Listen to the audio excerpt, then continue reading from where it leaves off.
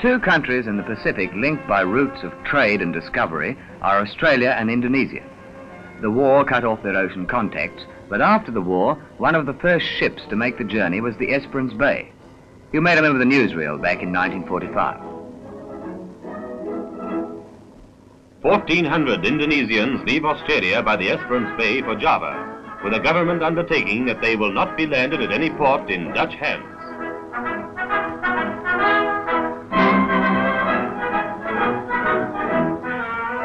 An official of the Australian government goes with them to see that the guarantee is carried out. Friends and sweethearts crowd the wharf to say goodbye.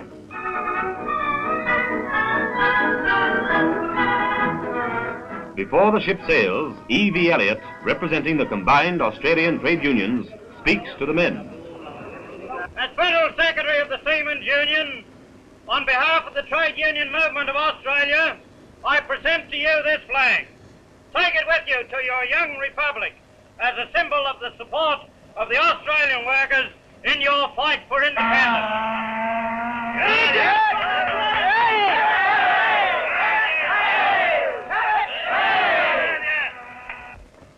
Friends, in the name of the Indonesian Republic, I thank you for this flag.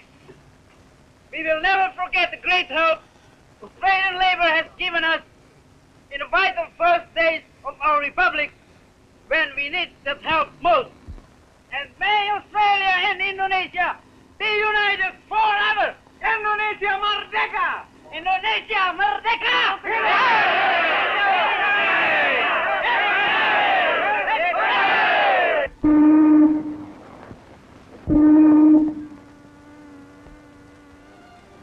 On that October day, the Esperance Bay sailed from Australia for Indonesia.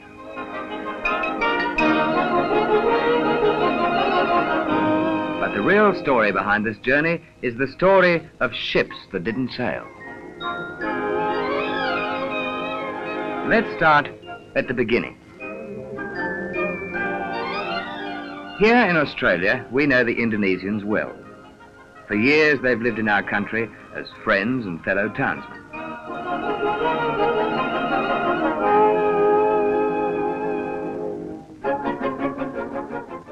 The women learnt the names of our vegetables.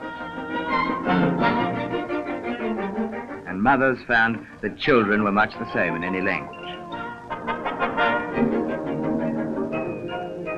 There were the Indonesian soldiers and seamen. Our boys knew them as good fighters against the common enemy, Japan.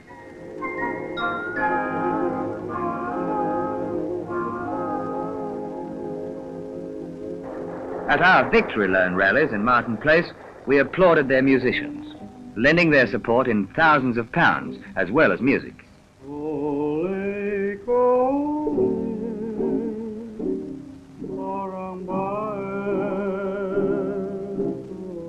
We liked their old Indonesian folk song, even if we didn't understand the words. But they did. Yet here in Australia, it wasn't just the river and rice fields, the villages of their homeland they thought about, but something they didn't have before the war. Something they fought for with the Allies. Independence. The voice of Indonesia calling. Kami mengulangi lagi, Republik Indonesia telah berdiri dan kedaulatan ada di tangan rakyat. The Republic of Indonesia has been proclaimed. These are the salient points in the Republic Democratic Constitution. Freedom of organization, freedom of assembly, freedom of expression, and freedom of the press. Maka di sini kita semua bangsa Indonesia mengaku dengan Here, in the streets of Sydney, Indonesians repeated an oath which was being taken by their countrymen all over the world. An oath of loyalty to the new republic. Mengaku dengan kebenaran membela Republik Indonesia untuk mencari kemerdekaan kita bangsa Indonesia sampai selama-lamanya, tidak mundur biarpun di dalam gelombang atau tindisan. We shall not waver under Dutch oppression. We are ready to sacrifice our lives for freedom. With a pure heart, we pledge our word. Dalam nama Allah, saya mengaku dengan kebenaran.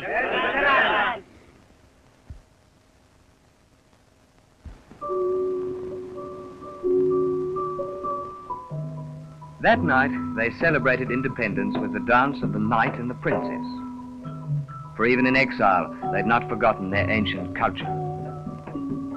This dance, they told us, was over 1,500 years old, before Portuguese and Dutchmen came to Java.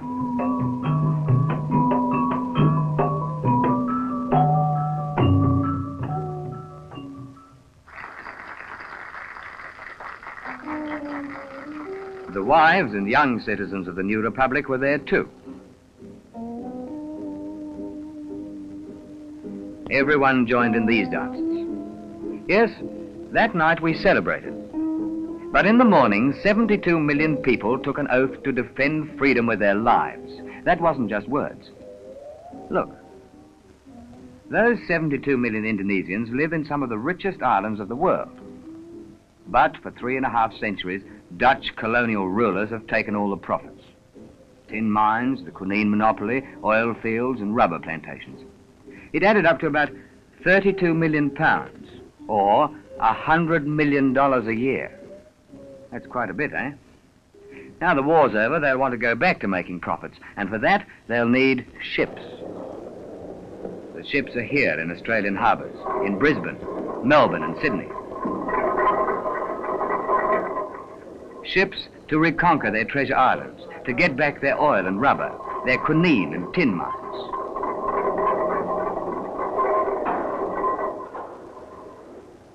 Ships to break the back of the young republic. Ships to carry soldiers.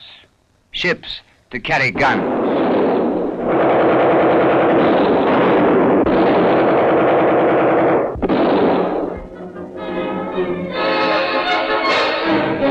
No, said the Indonesian seamen. We won't man your ships. We won't carry arms to be used against our own people. Here's our answer. Direct action. They left the ships. They walked off the wharves. They quit the offices. Soldiers refused service. It takes courage to strike against your rulers in a strange country, but they did that. And the Japs didn't tell them what to do. 350 years of Dutchmen taught them. They got together with Australian wharfies right here on the docks while the big ships waited. They spoke in a language workers in every country understand, of bad conditions, low wages, and what those 350 years of Dutch colonial rule had meant to Indonesia. The news spread, and waterside workers came from other wharves to listen. Finally, it turned into an impromptu meeting. That's when Australians had their say. Indonesian seamen weren't allowed to form a union till they came to Australia. We helped them get organised, and now we can't let them down. We can't scab on fellow workers. What about the Atlantic Charter? We're committed through the World Trade Union Congress to support freedom for all nations. Why not Indonesia? Their spokesman asked for just that. Our support for Indonesia's struggle for freedom and self-determination. Well, it's up to us. Declare Dutch ships for Indonesia blank. When the wharfies sat down, it meant action.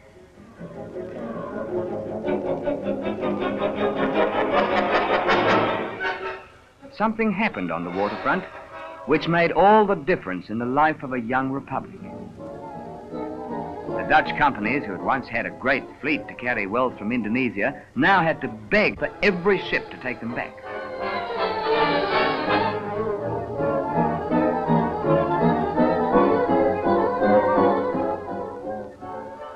Suddenly, we heard that these were mercy ships loaded with food and medical supplies. Dutch authorities said they knew nothing of Tommy guns and ammunition alleged to be found by waterside workers. But they could hardly deny the statements of Mr. Chifley, Australia's Prime Minister. The war's over. Go back home. Australian support of free Indonesia. You fought for your freedom. Let the Indonesians have theirs. Arms and now soldiers. 1,600 armed Dutch soldiers bound for Java, lining the decks of the Stirling Castle. Australian diggers went out to meet them, and one Dutchman who spoke for the workers of Holland supporting Indonesian freedom. Indonesia. Don't fight for Dutch imperialism. Australian support a free Indonesia. Australian support a free Indonesia. The world over. But the Dutch didn't want to hear the truth.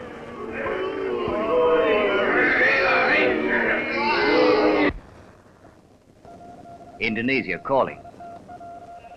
Through a static of gunfire, they heard the voice of their homeland, asking them to keep up the fight, to hold up all Dutch ships carrying arms to be used against the new republic. Indonesia, bekerjalah bersama-sama dengan pergerakan kaum buruh di Australia. Now the fight was really on. Wharfies chalked up their answer and walked off ship after ship. In Brisbane, Melbourne, Adelaide, Sydney, in all the ports of Australia.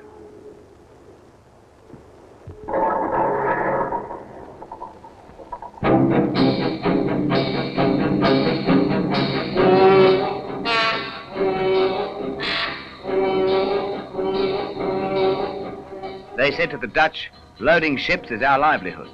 We'll load ships for Indonesia anytime if we get a guarantee that the cargo isn't arms or supplies that could be used against the Indonesian people. We never got that guarantee.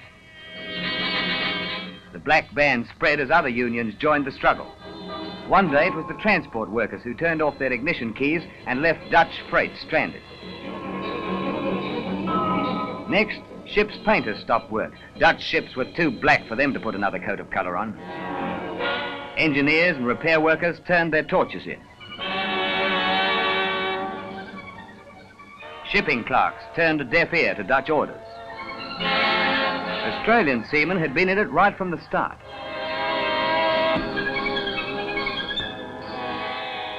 Soon, they were joined by 11 British from the crew of the Moreton Bay, who jumped ship rather than carry soldiers to Java. Cables of support arrived from Harry Bridges, president of the American Longshoremen's Union, and from Chinese, Indian, Malayan, New Zealand, and Canadian seamen and dock workers. Workers in every country supported the action of Australian labour. Don't be fooled by the card game.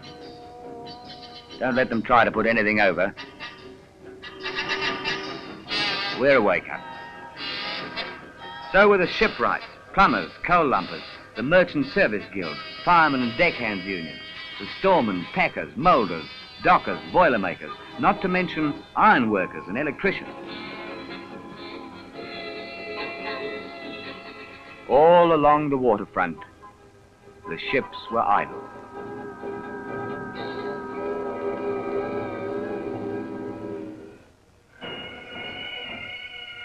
The people had acted, and now came the voices of leaders supporting the principles of the Atlantic Charter.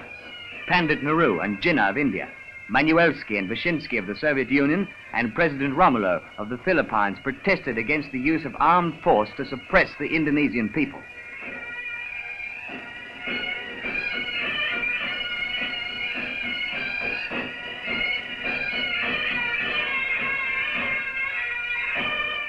At a record meeting in the Domain, this returned soldier reported that Indonesians had already proved they could govern their own country. In the name of my republic, I thank you, said Jan Wilander. But for your help in holding up those ships, our republic might have been destroyed. The black ban on ships for Indonesia is complete.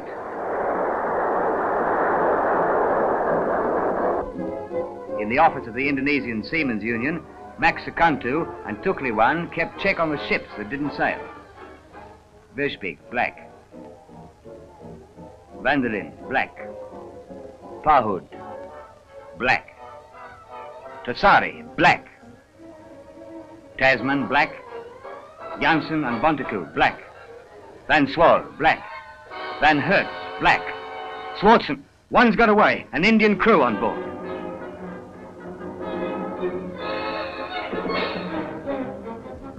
All right, so he was mad, thinking we could stop a ship. But you don't know what that one ship meant to us. It broke the ban. The Dutch had sneaked it through by putting an Indian crew on board. Our boys didn't have much of a cruiser to go out and do battle. They didn't have any guns or ammunition, but they had words, and they were talking to Indian seamen, Indian brothers. Indonesia's fight for freedom is your fight. Join Australian Labour. Stop the engine. Stand the ship Stop working. Stop the engine. Wait! Tumi jahat memukau. Tumara baiko. Indonesia pun tukse. Marahai. Kam churo. Engine room kam churo. Jahat kum ke milega. Seamen, don't take arms to Indonesia. Stop working. Turn the ship back. Louder, they can't hear you. Brothers, turn the ship back. Indonesia's fight is your fight. Go on, call again, it's not too late. Brothers! Indonesia lalai kita hai independent. Tum jane se mereka.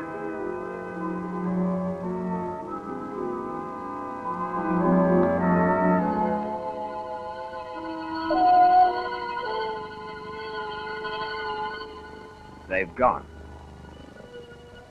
But outside the heads, to the throb of the engines, the Indians were thinking. Brothers, Indonesia's fight is your fight. Stop engines. Stop engines.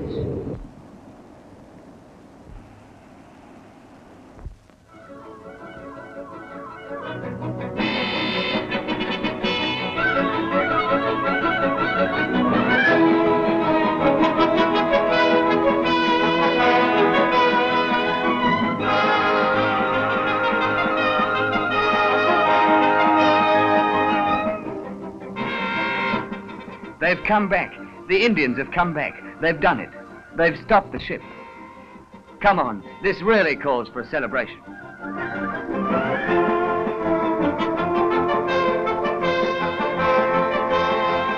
They held their meeting of celebration on the nearest street corner.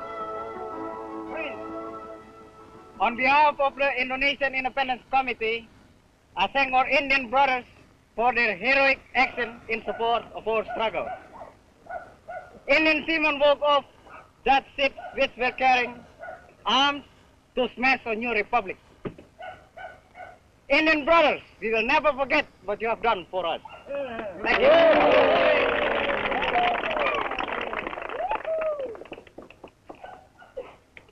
Friends, we were informed that we were to repair Allied troops and to take route to Borneo. But we found ourselves put on a Dutch ship carrying arms and ammunition to Indonesia, but we refused to sell them. The Dutch threatened us with a gun, but still we refused. And now, we will not sail with a ship. Their struggle is our struggle. Their victory is our victory.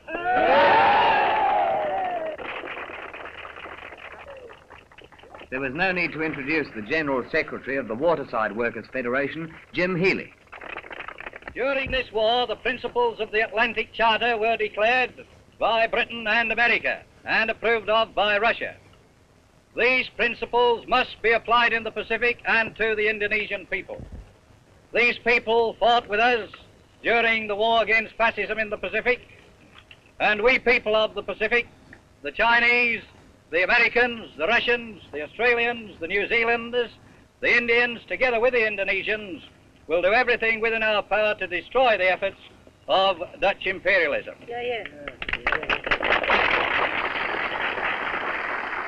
Chinese seamen had taken the hat around again, which brought their contribution to the Indonesian fund up to £1,100.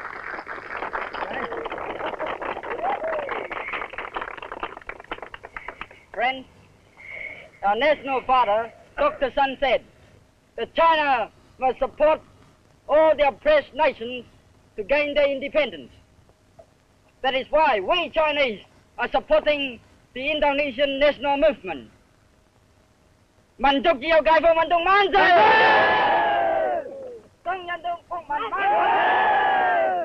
Long live the independence movement! Long live the Indonesian Republic!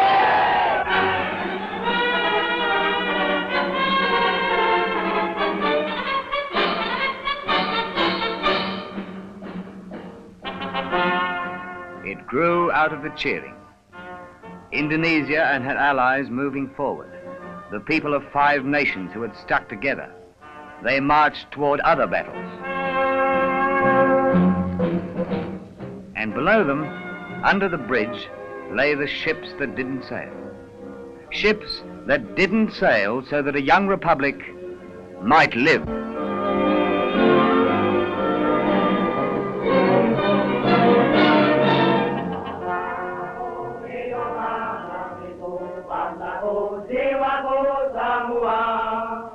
Bangunlah rakyatnya, bangunlah badannya untuk Indonesia Raya. Indonesia, Indonesia mulia, mulia, tanahku, negeriku yang ku cinta. Indonesia, Indonesia mulia, mulia, hiduplah Indonesia Raya.